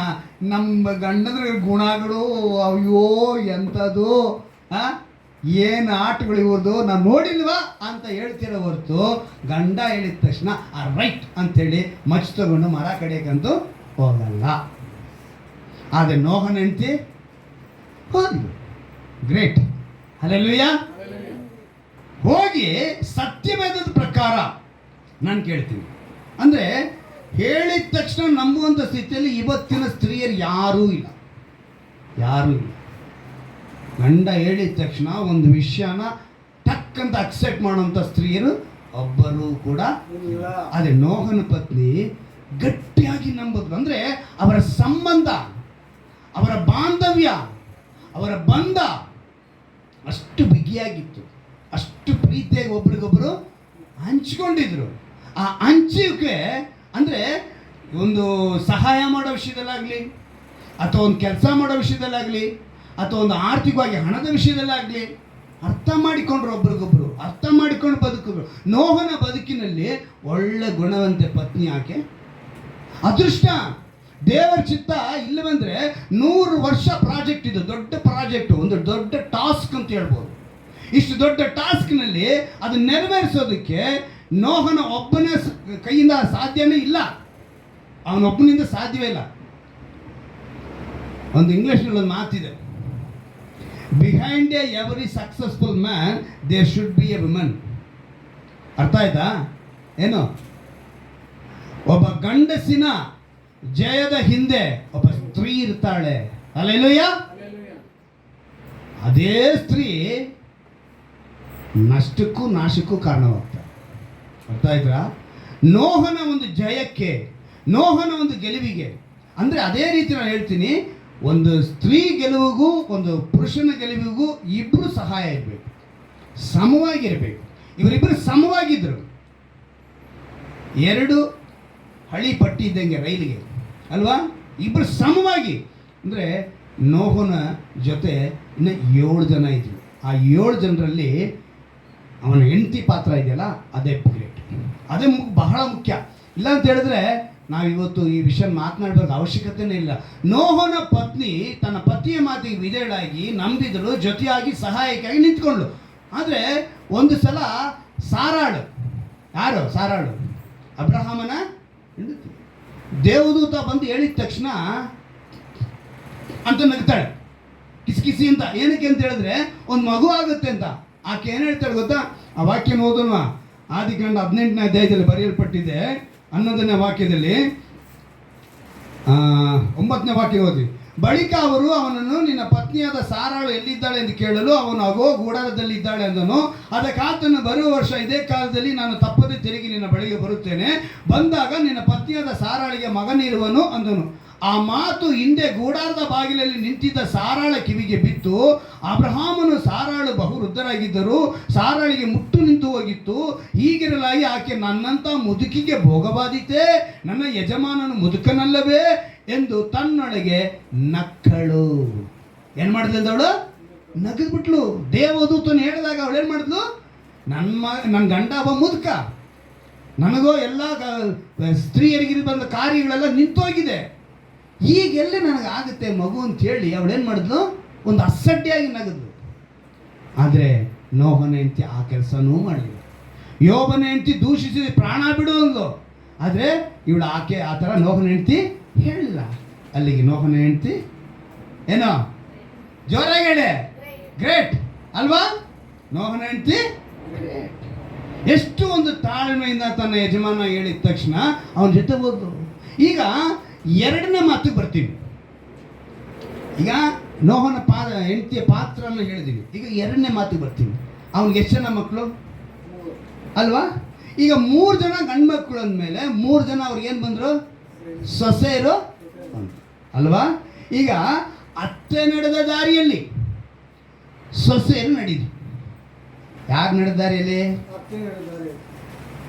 ಇವತ್ತು ಯಾವ ಅತ್ತೆ ದಾರಿಯಲ್ಲಿ ಯಾವ ಸೊಸೆ ನಡೀತಾ ಇದ್ದಾರೆ?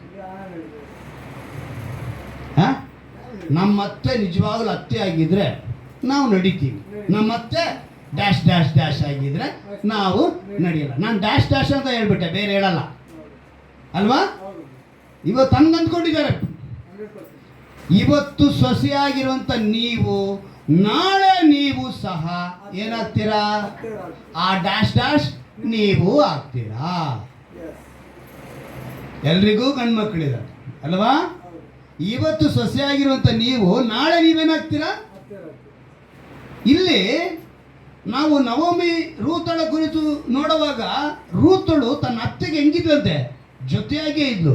ಆದರೆ ಓರ್ಫ ಅಂದರೆ ರೂತಳ ಓರಗಿತ್ತಿ, ಯಾರು? ಓರಗಿತ್ತಿ ಓರ್ಫ ಒಗ್ಗಟ್ಟಿರಲಿಲ್ಲ. ಇಲ್ಲಿ 3 ಜನ ಸೊಸೆಯರು. ಅಂದರೆ ನಾವೇ ಮಾಡಲು ದೇವದೂತರ ಸಹಾಯನೂ ಇರಲಿಲ್ಲ. ಯಾಕೆಂದರೆ ಅವ್ರು ಬಂದು ಯಾರಿಗೂ ಹೇಳೂ ಇಲ್ಲ, ಏನು ಮಾಡ. ನೋಹನಿಗೆ ಹೇಳಿರೋದು ನೋಹ ಏನು ಮಾಡ್ತಾನೆ? ತನ್ನ ಕೆಲಸನ ಆರಂಭಿಸ್ತಾನೆ. ಆ ಸಮಯದಲ್ಲಿ ದೇವರನ್ನು ಮಾಡಿದ್ರು, ದೀರ್ಘ ಶಾಂತನಾಗಿದ್ದು ಅವಿಧೇಯರ ಬಳಿ ನೋಹನ ಮೂಲಕ ಕಳಿಸಿ ಏನು ಹೇಳ್ತಾರೆ? ಸುವಾರ್ತೆ ಹೇಳ್ತಾರೆ. ಬದಲಾಗ್ರಿ ಬದಲಾಗ್ರಿ ಬದಲಾಗ್ರಿ ಅಂತ ಹೇಳ್ತಾರೆ. ಎಚ್ಚರಿಕೆ ಮಾತನ್ನು ಹೇಳ್ತಾರೆ. ಸ್ವಾರ್ಥ ಹೇಳಕ್ಕೆ ಅವ್ರನ್ನ ಕಳಿಸಿದ್ದಾರೆ. ಅಂದರೆ ಸ್ವಾರ್ಥ ಹೇಳಲು ಅನೇಕ ಕಾರಣಗಳಿದ್ವು. ಆ 100 ವರ್ಷದಲ್ಲಿ ದೇವರು ತಗೊಂಡೋಗಿ ನಾವೇ ಕಟ್ಟಿ ಮಾಡಿ ಮುಗಿಸಲು ದೇವರು, ಒಂದು ವೇಳೆ ದೇವರು ನೆನೆಸಿದ್ರೆ ಯೋಚನೆ ಮಾಡಿ ನೋಡಿ, ಈ ಭೂಮಿ ಆಕಾಶವನ್ನು ಹೆಂಗೆ ಉಂಟು ಮಾಡಿದ್ರು? ತನ್ನ ಬಾಯಿಯ ಮಾತಿನಿಂದ. ಭೂಮಿ ಅಂದರೆ ಮುಗಿದೋಯ್ತು. ಆಕಾಶ, ಕೆಳಗಿನ ನೀರೆಲ್ಲ ಮೇಲೆ ಗುಮ್ಮಟವಾಗಲಿ ಆಕಾಶವಾಗಲಿ ಅಂದರು. ಒಣನೆಲ್ಲ ಬರಲಿ ಅಂದರು. ಸಮುದ್ರ ಈ ಕಡೆ ಹೋಗಲಿ ಅಂದರು. ಪ್ರಾಣಿ ಪಕ್ಷಿಗಳನ್ನೆಲ್ಲ ತನ್ನ ಬಾಯಿ ಮಾತನ್ನ ಉಂಟು ಮಾಡಿದ ದೇವರಿಗೆ ಒಂದು ನಾವೇ ಉಂಟಾಗಲಿ ಅಂತ ಹೇಳೋದಕ್ಕೆ ಎಷ್ಟೊತ್ತು? ಆದರೆ ಹೇಳಲಿಲ್ವೇ? ದೇವ್ರಿಗೆ ಗೊತ್ತಿಲ್ವಾ? ನಾವೇ ಕಟ್ಟೋದಕ್ಕೆ 100 ವರ್ಷ ಆಗುತ್ತೆ. ನೋಹ ಇಷ್ಟು ದೊಡ್ಡ ಪ್ರಾಜೆಕ್ಟ್ ಮಾಡಬೇಕಂದ್ರೆ 100 ವರ್ಷ ಬೇಕಾಗುತ್ತೆ. ಅವನು 3 ಜನ ಗಂಡು ಮಕ್ಕಳಿದ್ದಾರೆ, ಇವರು ಸೊಸೆಯರು ಬರ್ತಾರೆ. ಎಲ್ಲ ದೇವರಿಗೆ ತಿಳಿದಿದ್ರು ಕೂಡ ಅವನು ನೋಹನು ದೇವರ ಮುಂದೆ ಏನಾಗಿದ್ದ? ನೀತಿ ಉಳ್ಳವನಾಗಿದ್ದ, ಅವನ ಹೆಂಡತಿ ಅದಕ್ಕೆ ಪಾತ್ರಳಾಗಿ ಇದ್ದನು. ಅಂದರೆ ದೇವರು ನೆನೆಸಿದ್ರೆ ಸ್ಪಾಟಲ್ಲಿ ಜಡ್ಜ್ಮೆಂಟ್ ಕೊಡ್ಬೋದಾಗಿತ್ತು. ಒಂದೇ ನಿಮಿಷದಲ್ಲಿ ನೀರು ಬಾ, ಒಂದೇ ನಿಮಿಷದಲ್ಲಿ ನೀರು ಉಕ್ಕು ಅಂತ ಹೇಳಿದರೆ ಎಲ್ಲ ತಡ ಅಂತ ಬಂದಿರೋದು. ಒಂದೇ ನಿಮಿಷದಲ್ಲಿ ಜಡ್ಜ್ಮೆಂಟ್ ಆಗೋಗಿರೋದು. 100 ವರ್ಷ ತಳ್ಳಬೇಕಾದ್ರೆ ಅವಶ್ಯಕತೆಯೇ ಇರಲಿಲ್ಲ. ಆದರೆ ದೇವರು ಏನು ಮಾಡಿದ್ರು? ಇಷ್ಟು ಅವಶ್ಯಕತೆ ಕೊಟ್ಟರು, ಟೈಮನ್ನು ಕೊಟ್ಟರು, ಇಷ್ಟು ಕೊಟ್ಟು ದೇವರು ಸ್ವಾರ್ಥ ಹೇಳೋದಕ್ಕೆ ತೊಗೊಂಬಂದರು. ಆದರೆ ಮನುಷ್ಯನು ಮಾತ್ರ ಏನು ಮಾಡಲಿಲ್ಲ? ಬದಲಾಗಲಿಲ್ಲ. ಆದರೆ ದೇವರ ಪ್ರೀತಿ ಕೂಡ ಬದಲಾಗಲಿಲ್ಲ. ಈಗ 2024 ವರ್ಷದವರೆಗೂ ಇನ್ನೂ ಕಾಯ್ತಾ ಕೂತಿದ್ದಾನೆ. ಎರಡನೇ ಬರೋಣ ಇದು. ಈಗ ನಾವು ಬದಲಾಗಲಿಲ್ಲ ಅಂತ ಹೇಳಿದ್ರೆ ನಾವೇನು ಮಾಡ್ತೀವಿ ಗೊತ್ತಾ? ದೇವ್ರ ವಾಕ್ಯನ ಕೇಳ್ತೀವಿ, ನಿನ್ನಂತೆ ನಿನ್ನರೇನೋ ಪ್ರೀತಿಸು ಅಂತ ಕೇಳ್ತೀವಿ. ಆದರೆ ಪ್ರೀತಿ ಮಾತ್ರ ನಮಗೆ ಬರಲ್ಲ. ಒಬ್ರಿಗೊಬ್ಬರು ಅರ್ಥ ಮಾಡಿಕೊಳ್ಳುವಂಥ ಒಂದು ಗುಣ ನಮ್ಮಲ್ಲಿ ಬರಲ್ಲ. ಹೇಗೆ ನಾವು ಸಾಧ್ಯ ಮಾಡೋಕ್ಕಾಗತ್ತೆ? ದೇವರು ಅಲ್ಲಿ ಆ 3 ಸೊಸೆಯರು ಸಹ ನೋಹನ ಪತ್ನಿಯಂತೆ, ಮಾವ ಹೇಳಿದಂತೆ, ಗಂಡಂದ್ರು ಹೇಳಿದಂತೆ ಅವ್ರು ಏನು ಮಾರ್ಗದಲ್ಲಿ ಹೇಳಿದ್ರೋ ಆದರೆ ನಡೆದ್ರು. ಆ 3 ಸೊಸೆಯರು ಕೂಡ ನಡೆದ್ರ. ಅಂದರೆ ಇದು ಒಂಥರ ಫ್ಯಾಮಿಲಿ ಪ್ರಾಜೆಕ್ಟ್, ಒಂದು ಫ್ಯಾಮಿಲಿ ಪ್ಯಾಕ್ ಅಂತ ನೋಡಿ, ಪ್ಯಾಕೇಜ್ ಅಂತ, ಫ್ಯಾಮಿಲಿ ಪ್ಯಾಕೇಜ್ ಅಂತಾರೆ. ಅಂದರೆ ಫ್ಯಾಮಿಲಿ ಕುಟುಂಬವಾಗಿ ಸೇರಿ ಮಾಡಿದ್ರು ಈ ದೊಡ್ಡ ಪ್ರಾಜೆಕ್ಟ್ನ ಮಾಡಿದ್ರು. ಅವರೆಲ್ಲ ಒಂದು ಡೆಡಿಕೇಟೆಡ್ ಆಗಿ, ಅಂದರೆ ಸಮರ್ಪಿಸಿಕೊಂಡ್ರು, ತಮ್ಮನ್ನು ಸಮರ್ಪಿಸಿಕೊಂಡವರಾಗಿ. ಆದಿಕಾಂಡದಿಂದ ಪ್ರಕಟಣೆವರೆಗೂ ನೀವು ನೋಡಿ, ಈ ಕುಟುಂಬ ಥರ ಬೇರೆ ಯಾವುದೇ ಒಂದು ಕುಟುಂಬ ಬರೆದಿಲ್ಲ. ಹಲ್ಲೆಲೂಯಾ. ಬೇರೆ ಯಾವ ಕುಟುಂಬನೂ ಇಲ್ಲ. ನೋಹನ ಕುಟುಂಬ ಅಷ್ಟು ಗ್ರೇಟ್ ಆಗಿ 100 ವರ್ಷದ ಹಿಂದೆ ಆರಂಭ ಆಗಿ 100 ವರ್ಷದ ನಂತರ ಮುಗಿಯುತ್ತೆ. ಈ 100 ವರ್ಷದ ಈ ದೊಡ್ಡ ಪ್ರಾಜೆಕ್ಟ್ನಲ್ಲಿ ಇನ್ನೊಂದು ವಿಷಯ ಏನು ಅಂತ ಹೇಳಿದ್ರೆ, ಇದರಲ್ಲಿ ಈ 100 ವರ್ಷದಲ್ಲಿ ಮಧ್ಯದಲ್ಲಿ ಹುಟ್ಟಿದವರೇ ಈ ಸೊಸೆಯರು. ಹಲ್ಲೆಲೂಯಾ. 500 ವಯಸ್ಸಿನಲ್ಲಿ ಇವನಿಗೇನು 3 ಜನ ಮಕ್ಕಳು ಅಲ್ವಾ? ಅಂದರೆ ಆ ಮಧ್ಯದಲ್ಲೇ ಅವನಿಗೆ ಬೇಕಾಗಿರೋ ಸೊಸೆಯರು ಕೂಡ ಹುಟ್ಟಿರ್ಬೇಕು ಆ 100 ವರ್ಷದಲ್ಲಿ. ಯೋಚನೆ ಮಾಡಬೇಕು ಎಷ್ಟು ದೀರ್ಘ ಆ ಸತ್ಯ ಒಳಗಡೆ ಅಡಗಿದೆ. ಆ 100 ವರ್ಷದ ಮಧ್ಯದಲ್ಲಿ ಹುಟ್ಟಿದವರು. ನೀವು 11ನೇ ಅಧ್ಯಾಯ ಆದಿಕಾಂಡದಲ್ಲಿ 10ನೇ ವಾಕ್ಯವನ್ನು ನೀವು ಗಮನಿಸಿ ನೋಡಿ, ಎಂಥ ಒಂದು ಮಾತು ಬರೆಯಲ್ಪಟ್ಟಿದ್ರೆ 11ನೇ ಅಧ್ಯಾಯದ 10ನೇ ವಾಕ್ಯದಲ್ಲಿ, ಶೇಮನ ವಂಶದ ಚರಿತ್ರೆಯು, ಜಲಪ್ರಳಯವು ಕಳೆದು 2 ವರ್ಷಗಳಾದ ಮೇಲೆ ಶೇಮನು 100 ವರ್ಷದವನಾಗಿ. ಶೇಮನು ಯಾರು? ನೋಹನ ಮಗ. ಅವನಿಗೆ 100 ವರ್ಷ ಆದಾಗ ಏನಂತೆ? ಅರ್ಪಕ್ಷ ಎಂಬ ಮಗನನ್ನು ಪಡೆದಂತೆ. ಅಂದರೆ 100 ವರ್ಷ, ಜಲಪ್ರಳಯ ಮುಗಿದು 2 ವರ್ಷ, ಅಲ್ಲಿಗೆ 102 ವರ್ಷ. ಇಲ್ಲಿ ಬರೆಯಲ್ಪಟ್ಟು ನೋಡಿ, ಜಲಪ್ರಳಯವು ಕಳೆದು 2 ವರ್ಷಗಳಾದ ಮೇಲೆ ಶೇಮನು 100 ವರ್ಷದವನಾಗಿ ಅರ್ಪಕ್ಷನನ್ನು ಪಡೆದನು. 102 ವಯಸ್ಸಿಗೆ ಅವನಿಗೆ ಮಗ. ಇಲ್ಲಿ ಇನ್ನೂ ನೀವು 7ನೇ ಅಧ್ಯಾಯದಲ್ಲಿ 6ನೇ ವಾಕ್ಯದಲ್ಲಿ ನೋಡ್ತೀವಿ, ನೋಹನಿಗೆ 600 ವಯಸ್ಸು ಅಂತ ನಾವು ನೋಡಿದ್ವಿ. ಆ ಮಧ್ಯದಲ್ಲಿ 100 ವರ್ಷ. ನೋಹನಿಗೆ 3 ಮಕ್ಕಳು. ಈ 7-6 ವಾಕ್ಯದ ಪ್ರಕಾರ ನೋಹನ ವಯಸ್ಸು 500 ಇತ್ತು. ಶೇಮನು ಹುಟ್ಟಿದಾಗ ಬರೀ 2 ವಯಸ್ಸು. ಜಲಪ್ರಳಯ ಬರುತ್ತೆ ಅಂತ ಹೇಳಿದಾಗ ಶೇಮನಿಗೆ ಎಷ್ಟು ವಯಸ್ಸು? 2 ವಯಸ್ಸು. ಆ 2 ವಯಸ್ಸಿಗೆ ಅವನೇನು ಮಾಡಿದ್ದಾನೆ? ತನ್ನ ತಂದೆ ಜೊತೆ ಇದ್ದಾನೆ. ಅವನ ನಂತರ ಹೇಮು, ಯಾಪೇತ್, ಇವರು 3 ಜನ ಇದ್ದಾರೆ ಅಲ್ವಾ? ಶೇಮು, ಆಮು, ಯಾಪೇತು, 3 ಜನ. ಅಲ್ಲಿ ಶೇಮನಿಗೆ 2 ವಯಸ್ಸು. ಜಲಪ್ರಳಯ ಬಂತು 100 ವರ್ಷದ ನಂತರ ಅವನಿಗೆ 102 ವಯಸ್ಸಿಗೆ. ಶೇಮನು ಒಂದು ಅಂದಾಜು ಲೆಕ್ಕ ಮಾಡ್ಕೊಳ್ಳಿ, ಒಂದು 20 ವಯಸ್ಸಿಗೆ, ಅಲ್ಲಿ 21 ವಯಸ್ಸಿಗೆ ಮದುವೆ ಆಗಿರ್ತಾನೆ ಅಂತ ಅಂದ್ಕೊಳ್ಳೋಣ. 21 ವಯಸ್ಸಿಗೆ ಯಾರಿಗೆ? ಶೇಮನಿಗೆ.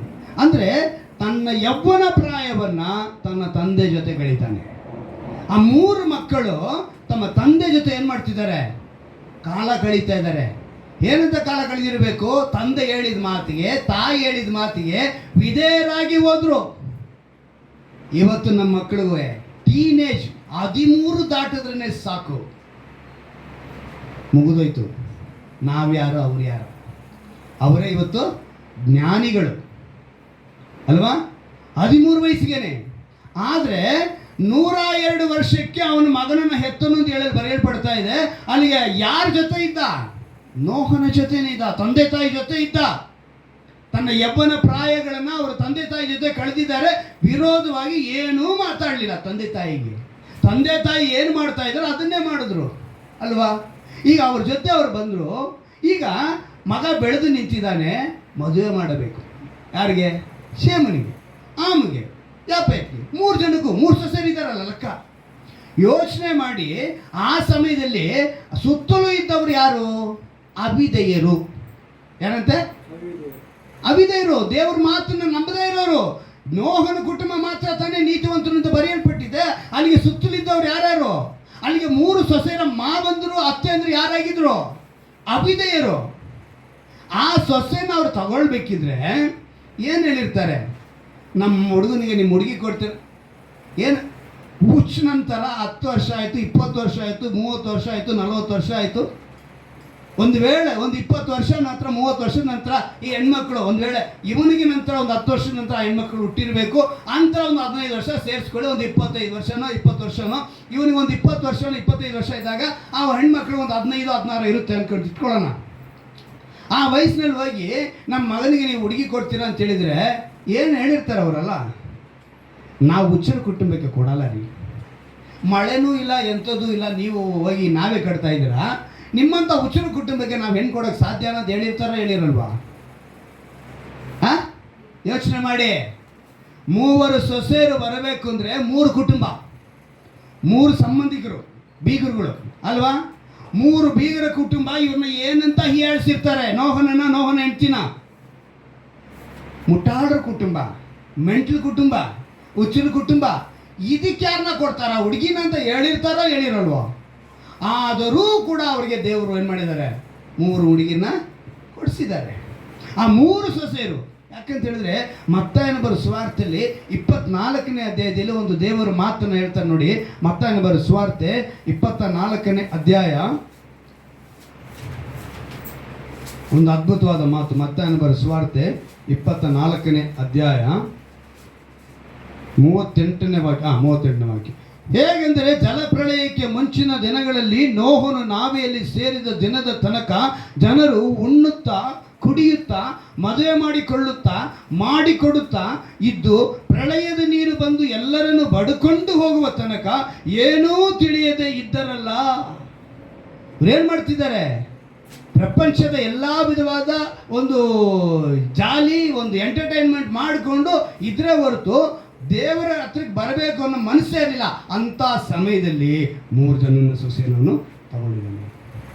ನೋಹನು, ಅವನ ಪತ್ನಿ ಒಂದು ಕಡೆ, ಮಕ್ಕಳು ಒಂದು ಕಡೆ, ಸೊಸೆಯರು ಒಂದು ಕಡೆ, ಇನ್ನೊಂದು ಕಡೆ ನಾವೇ ಕಟ್ಟಬೇಕು, ಇನ್ನೊಂದು ಕಡೆ ವ್ಯವಸಾಯ ಮಾಡಬೇಕು.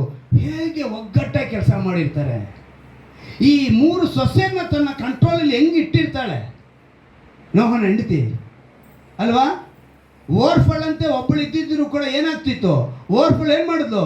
ರೂತಳ ಜೊತೆ ಇಲ್ದಿರಾ, ನವಮಿ ಜೊತೆ ಇಲ್ದಿರಾ ತಾನು ಹೋಗ್ತೀನಿ ಅಂತ ಹೇಳಿ ಹೋದ್ಲು. ಆದರೆ ರೂತಳು ಮಾತ್ರ ನವಮಿ ಜೊತೆ ಇದ್ರು. ಓರ್ಫಳ್ ಅಂತೆ ಒಬ್ಬಳು ಇದ್ದಿದ್ರು ಕೂಡ ಈ ಸರಿ 3 ಜನ ಇವರು ಸೊಸೆಯರು ಅವರು ಓರಿಗಿತ್ತು, ಒಬ್ರಿಗೊಬ್ರು ಅಕ್ಕಂಗಿರ್ತಾರ. ಹೇಗಿದ್ದಿರಬೇಕು? 3 ಜನ ಅಣ್ತಂದ್ರು ಹೇಗೆ ಒಗ್ಗಟ್ಟಾಗಿ ಇದ್ದಿರಬೇಕು? ಹೇಗೆ ನೋಹನ ಹೆಂಡತಿ ಇವ್ರನ್ನ ನಡೆಸಿರ್ಬೇಕು?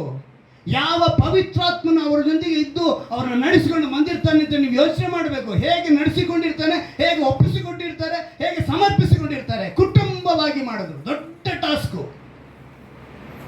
ಆ ದೊಡ್ಡ ಟಾಸ್ಕ್ನಲ್ಲಿ ಆ 100 ವರ್ಷದಲ್ಲಿ 3 ಮಕ್ಕಳು ದೊಡ್ಡವರಾದರು, 3 ಸೊಸೆಯರು ಬಂದರು, ನಾವೇ ಕಟ್ಟಿ ಮುಗಿಸಿದ್ರು, ಹೊಟ್ಟೆ ತುಂಬಲು ವ್ಯವಸಾಯ ಮಾಡಿದ್ರು. ಆದರೆ ಕುಟುಂಬ ನಡೆಸಿದ್ರು ನೋಹ ಪತ್ನಿ. ನೋಹನಿಗೆ ಮೇಯ್ನಾಗಿ ಯಾರು ಗೊತ್ತಾ? ಅವನ ಪಕ್ಕೆಲುಬಾಗಿ ನಿಂತಂತ ಅವನ ಹೆಂಡತಿ. ಹಲ್ಲೆಲೂಯಾ. ಅಲ್ಲಿಗೆ ನೋಹನ ಹೆಂಡತಿ ಜೋರಾಗಿ ಹೇಳ್ಬೇಕು, ನೋಹನ ಹೆಂಡತಿ ಗ್ರೇಟ್ ಅಲ್ವಾ? ಇಂದು ಇಂತಹ ಪತ್ನಿಯರು ಇದ್ದಾರಾ? ಪ್ರಶ್ನೆ ನಂದು. ನಿನ್ನೊಂದಿಗೆ ನಡೆಯುತ್ತಾ? ನಿನ್ನ ಮಾತಿಗೆ ಮಿದೇಳಾಗ್ತಾಳ? ಬೇಕಾದ್ರೆ ನಿನ್ನೊಂದಿಗೆ ಮರಣವನ್ನು ಸಹ ಕಾಣಲು ಬಯಸುತ್ತೇನೆ ಅಂತ ಹೇಳುವವರಿದ್ದಾರಾ? ಕೇಳಬೇಕು. ಎಂದು ಹೇಳಬೇಕು? ದೇವರು ನಮ್ಮನ್ನು ಇವತ್ತು ಪ್ರಶ್ನೆ ಮಾಡಿ ಕೇಳ್ತಾ ಇದ್ದಾರೆ. ಮದುವೆ ಎಂಬುದು ಈ ಕಾಲದಲ್ಲಿ ವ್ಯಾಪಾರ ಹೋಗಿದೆ. ಕಳೆದ ದಿವಸದಲ್ಲಿ ನಾವು ಕೇಳ್ಕೊಂಡಂಥ ವಿಷಯಗಳು ನಮ್ಮ ಸ್ವಂತದಲ್ಲೇ 8 ಲಕ್ಷ ಕೊಡ್ತೀಯಾ, 6 ಲಕ್ಷ ಕೊಡ್ತೀಯಾ? ಇವತ್ತು ಅನೇಕ ಜನ ಏನು ಮಾಡ್ತಾರೆ ಗೊತ್ತಾ? ವ್ಯಾಪಾರ ಸಂತೆಯಲ್ಲಿ ಎತ್ತು ವ್ಯಾಪಾರ ಮಾಡ್ದಂಗೆ ಇವತ್ತು ಗಂಡಿನ ವ್ಯಾಪಾರ ನಡೀತಾ ಇದೆ. ಏನು ಮಾಡ್ತಿದ್ದಾರೆ? ಗಂಡಿನ ವ್ಯಾಪಾರ ನಡೀತಾ ಇದೆ. ಮನುಷ್ಯ ಇವತ್ತು ಮದುವೆ ಅನ್ನೋದನ್ನ ವ್ಯಾಪಾರ ಮಾಡ್ಕೊಂಡಿದ್ದಾನೆ. ಗಂಡು ಆ ಹುಡುಗಿ ತನ್ನ ಮನೆಯಿಂದ ಬಂದು ಈ ಕಡೆಗೆ ಚಾಕ್ರಿ ಮಾಡಿ ಮಕ್ಕಳನ್ನ ಇರಬೇಕು, ಅಡುಗೆ ಮಾಡಬೇಕು, ಸಂಸಾರ ಮಾಡಬೇಕು, ತನ್ನ ತಂದೆ ತಾಯಿನ ಬಿಟ್ಟು ಬರಬೇಕು, ಒಡ ಹುಟ್ಟಿದವ್ರನ್ನ ಬಿಟ್ಟು ಬರಬೇಕು, ಮತ್ತು ವರದಕ್ಷಿಣೆನೂ ಕೊಡಬೇಕು. ಇಷ್ಟು ಮಾಡಿ ಈ ಕಡೆಗೆ ಬರಬೇಕು. ಇವತ್ತಿನ ಪರಿಸ್ಥಿತಿ ಆಗಿದೆ. ಇದರಲ್ಲಿ ಮಧ್ಯದಲ್ಲಿ ಬ್ರೋಕರ್ ಯಾರನ್ನ ಕರ್ಕೊಂಬಂದ ಅಂತ ಇಟ್ಕೊಳ್ಳಿ, ಸ್ವಲ್ಪ ಹೆಚ್ಚು ಕಡಿಮೆ ಮಾತಾಡ್ಕೊಳ್ಳಿ, ಒಂದು 50,000 1 ಲಕ್ಷನ ಈ ಕಡೆ ಆ ಕಡೆ ಮಾಡ್ಕೊಳ್ಳಿ ಅಂತ ಹೇಳಿ ಆ ಮದುವೆ ಸಮಯದಲ್ಲಿ ಚಿಪ್ಸು ಮತ್ತು ಏನೇನೋ ಇಟ್ಟಿರ್ತೀವಲ್ಲ, ಸ್ವಲ್ಪ ತಿಂತಾರೆ, ಎದ್ದು 4 ಜನ ಆ ಕಡೆ ಹೋಗಿ ಅಲ್ಲಿ ಸ್ವಲ್ಪ ಮಾತಾಡ್ತಾರೆ, ಮತ್ತೆ ಬಂದು ಒಂದು ಮಾತನಾಡ್ತಾರೆ, ಮತ್ತೆ ಈ ಕಡೆ ಹೋಗಿ ಕಾಫಿ ಕುಡಿದ್ಬಿಟ್ಟು ಹೋಗಿ ಮತ್ತೆ ಒಂದು 4 ಜನ ಆ ಕಡೆ ಮಾತಾಡ್ತಾರೆ, ಮತ್ತೆ ಈ ಕಡೆ ಬರ್ತಾರೆ. ಹಿಂಗೆ ಮಾತಾಡಿ ಮಾತಾಡಿ ಸಂಜೆವರೆಗೂ ಏನು ಮಾಡ್ತಾರೆ? ಸಂತೆ ವ್ಯಾಪಾರನೇ, ಎತ್ತು ವ್ಯಾಪಾರ ಮಾಡಿದಂಗೆ ಇವರು. ನಾನು ಲಾಸ್ಟ್ ಟೈಮ್ ಇನ್ಸ್ಟಾಗ್ರಾಮಲ್ಲಿ ಒಬ್ರು ನೋಡಿದೆ, ಆಕೆ ಹೇಳ್ತಾಳೆ, ಇಬ್ಬರು ಮಾತಾಡ್ಕೊತ ಇದ್ದಾರೆ, ಮಾತಾಡ್ಕೊಳ್ಳೋವಾಗ ಒಬ್ರು ಹೇಳ್ತಾಳೆ, ಅಕ್ಕ ಏನಕ್ಕ ನಿಮ್ಮ ಚೈನ್ ಇಷ್ಟು ಚೆನ್ನಾಗಿದೆ ಅಂತ ಹೇಳಿದ ತಕ್ಷಣ, ಅಯ್ಯೋ ನಮ್ಮ ಯಜಮಾನರು ತುಂಬ ಪ್ರೀತಿಯಿಂದ ಕೊಡಿಸಿದ್ದು 5,000. ಹೋ ಅಕ್ಕ ನಿಮ್ಮ ಈ ಬಳೆ ತುಂಬ ಚೆನ್ನಾಗಿದೆ. ಹ್ಞೂ ನಮ್ಮ ಯಜಮಾನರು ಪ್ರೀತಿಯಿಂದ ಕೊಡಿಸಿದ್ದು 15,000. ಮತ್ತೆ ಇನ್ನೊಂದ್ಸರಿ, ಅಕ್ಕ ಏನಕ್ಕ ನೆಕ್ಲೆಸ್ ಇಷ್ಟೊಂದು ಚೆನ್ನಾಗಿದೆ. ಹ್ಞೂ ನಮ್ಮ ಯಜಮಾನರು ಕೊಡಿಸಿದ್ದು 25,000. ಅಕ್ಕ ನಿಮ್ಮ ಯಜಮಾನರು ತುಂಬ ಒಳ್ಳೆಯವರಲ್ವಾ, ನಿಮ್ಮ ತಂದೆ ತುಂಬ ಒಳ್ಳೆ ಸಂಬಂಧ ತಗೊಂಬಂದ್ರಲ್ವಾ. ಬಾಯಿ ಮುಚ್ಚೋ, ಅವನ್ನ ನಮ್ಮಪ್ಪ 25 ಲಕ್ಷ ಕೊಟ್ಟು ವರದಕ್ಷಿಣೆ ಕೊಟ್ಟು ತಗೊಂಡಿರೋದು. ಏನಂತೆ? 25 ಲಕ್ಷ. ಇವತ್ತಿನ ಪರಿಸ್ಥಿತಿ ಹಂಗಿದೆ. ಆ ಬದುಕಲ್ಲ ನಮ್ಮದು. ದೇವರು ನಮ್ಮನ್ನು ಒಂದು ಒಳ್ಳೆ ಫ್ಯಾಮಿಲಿಯಾಗಿ ನಮ್ಮನ್ನು ನಡೆಸಬೇಕು. ಅದೇ ಫ್ಯಾಮಿಲಿಯಿಂದನೇ, ನೋಹನ ಫ್ಯಾಮಿಲಿಯಿಂದ, ಶೇಮನ ಸಂತಾನದಿಂದ, ಅಬ್ರಹಾಮನ ಸಂತಾನದಿಂದ ಇಸ್ರಾಯೇಲರು ಬಂದು ಇಡೀ ಲೋಕ ಕೆಟ್ಟವರಾಗಿದ್ದಂಥ ಕಾಲದಲ್ಲಿ ನೋಹನ ಕುಟುಂಬ ಮಾತ್ರ ಚೆನ್ನಾಗಿತ್ತು, ನೀತಿವಂತರಾಗಿದ್ದರು, ಕಾಪಾಡಿಕೊಂಡು ಬಂದರು. 100 ವರ್ಷ ದೊಡ್ಡ ಪ್ರಾಜೆಕ್ಟು, ಸುಮಾರು 950 ವಯಸ್ಸಿನವರೆಗೂ ಬದುಕಿದ ನೋಹ. ಒಗ್ಗಟ್ಟಾಗಿ ಕೆಲಸ ಮಾಡಿದ್ರು, ಯೂನಿಟಿಯಾಗಿ ಕೆಲಸ ಮಾಡಿದ್ರು. ಅಂದರೆ 2 ಪೇತ್ರ 2ನೇ ಅಧ್ಯಾಯದಲ್ಲಿ 15ನೇ ವಾಕ್ಯದಲ್ಲಿ ಒಂದು ಮಾತು ಬರೆಯಲ್ಪಟ್ಟಿದೆ. 2 ಪೇತ್ರ 2ನೇ ಅಧ್ಯಾಯ 15ನೇ ವಾಕ್ಯ. 2 ಪೇತ್ರ 2ನೇ ಅಧ್ಯಾಯ 15ನೇ ವಾಕ್ಯದಲ್ಲಿ ಬಿಟ್ಟು ನೋಡಿ, ಈ ಒಂದು ವಿಷಯದಲ್ಲಿ ದೇವರ ಮಾತು ನ್ಯಾಯ ತೀರ್ಪಿಗೆ ಒಳಗಾಗದಂತೆ ಇರಬೇಕು ಅಂತೇಳಿ ಬರೆಯಲ್ಪಟ್ಟಿದೆ. ನಾವು ಹೆಚ್ಚಾಗಿರಬೇಕು, ನಾವು ದೇವರ ಲೋಕದಲ್ಲಿ ಇರಬೇಕು, ಟೀಮ್ ವರ್ಕ್ ಆಗಿ ಒಗ್ಗಟ್ಟಾಗಿ ಮಾಡಿದ್ರು. ಒಂದಾನೊಂದು ಕಾಲದಲ್ಲಿ ಅಂತ ಅಲ್ಲ, ಇವತ್ತಿನವರೆಗೂ ನಾನು ನನ್ನ ಕುಟುಂಬ ಒಗ್ಗಟ್ಟಾಗಿ ಬರ್ತಾಯಿದ್ದೀವಿ, ಸೇವೆಗೆ ಒಂದು ಫ್ಯಾಮ್ಲಿಯಾಗೆ ಬರ್ತಾಯಿದ್ದೀವಿ. ಇವತ್ತು ನಾವು ಆತ್ಮಪ್ರಿಯ ಸೇವೆಯಲ್ಲಿ ಇದ್ದಾಗಲೂ ಕೂಡ ಫ್ಯಾಮ್ಲಿಯಾಗೆ ಕೆಲಸ ಮಾಡಿದ್ವಿ, ಇವಾಗಲೂ ಫ್ಯಾಮ್ಲಿಯಾಗೆ ಬರ್ತಾಯಿದ್ವಿ. ನೀವು ಎಷ್ಟು ಜನ ಫ್ಯಾಮ್ಲಿಯಾಗಿ ದೇವರ ಕೆಲಸ ಮಾಡ್ತಾಯಿದ್ದೀರ? ಪ್ರಶ್ನೆ ಮಾಡ್ಕೊಂಡು. ಸುತ್ತಲೂ ಕೆಟ್ಟು ಹೋಗಿದ್ರು, ಸುತ್ತಲೂ ಜನ ಕೆಟ್ಟು ಹೋಗಿದ್ರು, ತಾನು ಕೆಟ್ಟು ಹೋಗೋದೆ, ತನ್ನ ಪತ್ನಿ ಕೆಟ್ಟು ಹೋಗೋದಂತೆ, ತನ್ನ 3 ಮಕ್ಕಳು ಕೆಟ್ಟು ಹೋಗೋದಂತೆ, 3 ಸೊಸೆಯರು ಕೆಟ್ಟು ಹೋಗೋದಂತೆ. ಅವರಲ್ಲಿ ಎಲ್ಲರಿಗೂ ಒಂದೇ ಮನಸ್ಸನ್ನು ಸಮರ್ಪಿಸಿಕೊಂಡವರಾಗಿ ಅವ್ರು ಬಂದರು. ಇದರಲ್ಲಿ ಮುಖ್ಯವಾದದೊಂದು ಪಾಯಿಂಟ್ ಹೇಳ್ತೀನಿ, ಚೆನ್ನಾಗಿ ತಿಳ್ಕೊಳ್ಳಿ. 100 ವರ್ಷದಲ್ಲಿ ನೋಹನಿಗೆ ಮೊಮ್ಮಕ್ಕಳು ಅಂತ ಒಂದು ಹುಟ್ಟಲಿಲ್ಲ. ಯೋಚನೆ ಮಾಡಿದ್ರ? 100 ವರ್ಷ ಆ ನಾವೇನಲ್ಲಿ ಇದ್ದದ್ದು ಜನ ಎಷ್ಟು ಜನ? ಬರೀ 8 ಜನ ಮಾತ್ರನೇ. ಈ 100 ವರ್ಷದಲ್ಲಿ ದೇವರವರಿಗೆ ಮಕ್ಕಳನ್ನು ಕೊಡಲಿಲ್ವಾ ಅಥವಾ ಇವರು ಹೆರಲಿಲ್ವಾ? ಆ 100 ವರ್ಷದ ನಂತರವೇ 102 ವರ್ಷಕ್ಕೇನೆ ಯಾರು? ಶೇಮನಿಗೆ ಅರ್ಪಕ್ಷ ಎಂಬ ಮಗ ಹುಟ್ಟುತ್ತಾನೆ.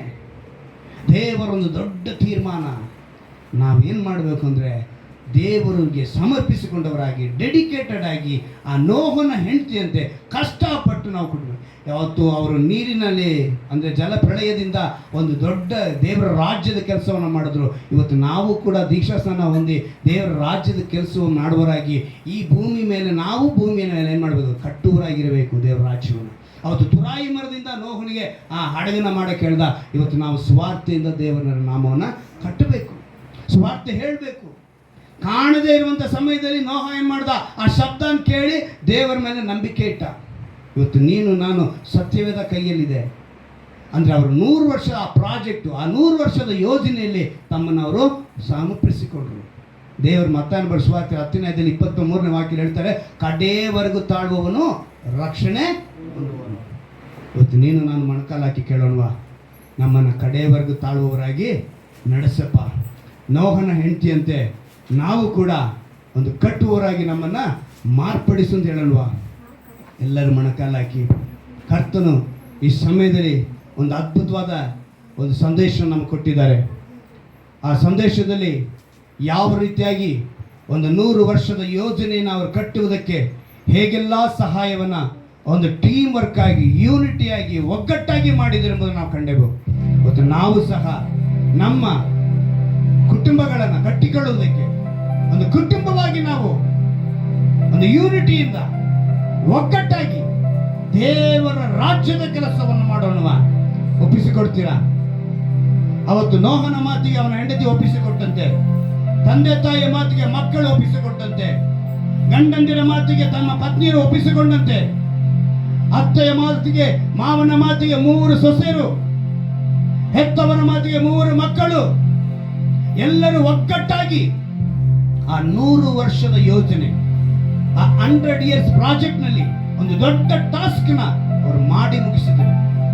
ಕಾರಣ ದೇವರೊಂದಿಗೆ ಅವರು ವಾಸ ಮಾಡೋದು. ಇವತ್ತು ನೀನು ನಾನು, ನಮಗೂ ಕೂಡ ದೇವರು ಸಮಯವನ್ನು ಕೊಟ್ಟಿದ್ದಾರೆ. ನಾವು ಕೂಡ ಒಂದು ದೊಡ್ಡ ಪ್ರಾಜೆಕ್ಟ್ ಆಗಿ ಕುಟುಂಬವಾಗಿ ದೇವರ ಕೆಲಸವನ್ನ, ರಾಜ್ಯವನ್ನು ಕಟ್ಟೋಣ. ಒಪ್ಪಿಸಿಕೊಡುತ್ತೀಯ? ಸ್ತೋತ್ರ ಕರ್ತನೆ, ಸ್ತೋತ್ರಪ್ಪ.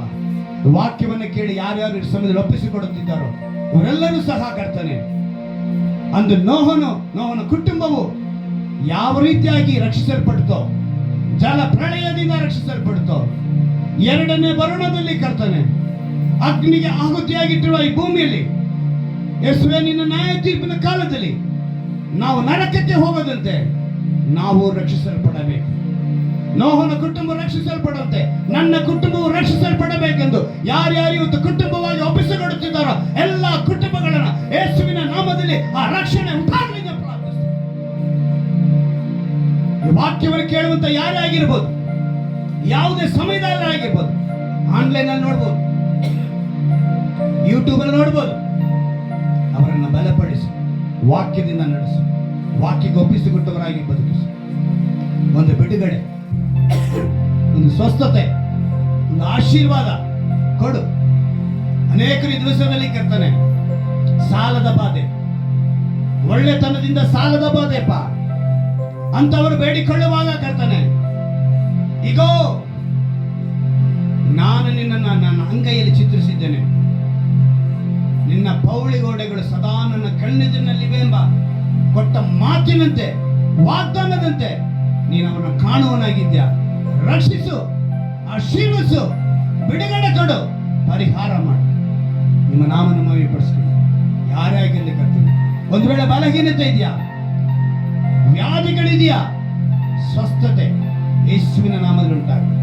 ನಿಮ್ಮ ನಾಮನ ಮಹಿಮೆಪಡಿಸಿಕೊಳ್ಳಿ. ನಮ್ಮ ರಕ್ಷಕನು ವಿಮೋಚಕನಾಗಿರುವ ಯೇಸು ಕ್ರಿಸ್ತನ ನಾಮದಲ್ಲಿ ಪ್ರಾರ್ಥಿಸಿ ಬೇಡಿ ಹೊಂದುತ್ತೇನೆ ನನ್ನ ಜೀವನ.